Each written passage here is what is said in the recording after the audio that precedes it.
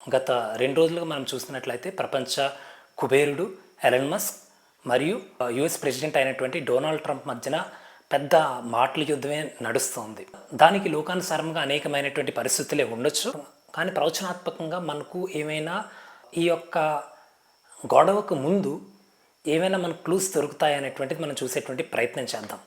అయితే రీసెంట్ టైమ్స్లో like around ఒక ఫిబ్రవరిలో అనుకుంటా ఎలన్ మస్క్ గారు తన యొక్క కుమారుడు XAsh-A12ని వైట్ హౌస్ దగ్గర తీసుకెళ్ళటం మనం చూస్తున్నాం. అయితే అక్కడ తీసుకెళ్ళిన తర్వాత అక్కడ ఉన్నటువంటి వారి అందరి యొక్క అటెన్షన్ని కూడా లిటిల్ ఎక్స్ తన వైపు త్రిప్పుకోవటం మనం చూస్తున్నాం. అయితే ఒకానొక సందర్భంలో వచ్చేసరికి he's little ex with higher IQ అని చెప్పేసి డొనాల్డ్ ట్రంప్ గారు తెలియపరుస్తారు. This is X, and he's a great guy, high IQ.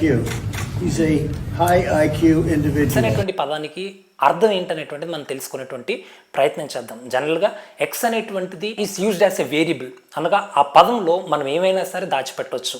ఒక మనిషిని కానీ, ఒక వస్తువునే కానీ, లేదంటే ఒక సంఖ్యని కానీ, ఏమైనా సరే, అంటే కంప్యూటర్ లాంగ్వేజెస్లోకి వచ్చేసరికి దేన్నైనా సరే దాచిపెట్టవచ్చు.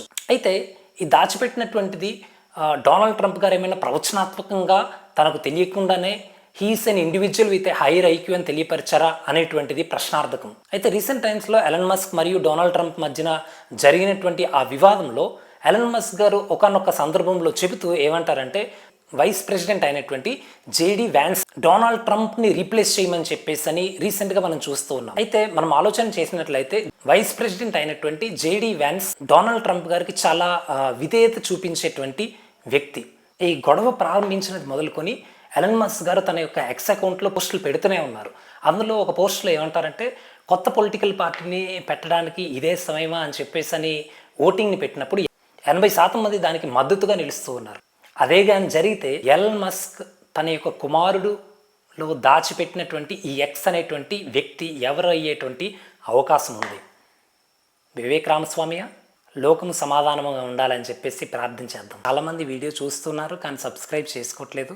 దేవుని యొక్క రాజ్యం మన మధ్యన వచ్చేలాగున సబ్స్క్రైబ్ చేసి లైక్ అండ్ షేర్ చేసే ప్రయత్నం చేయండి.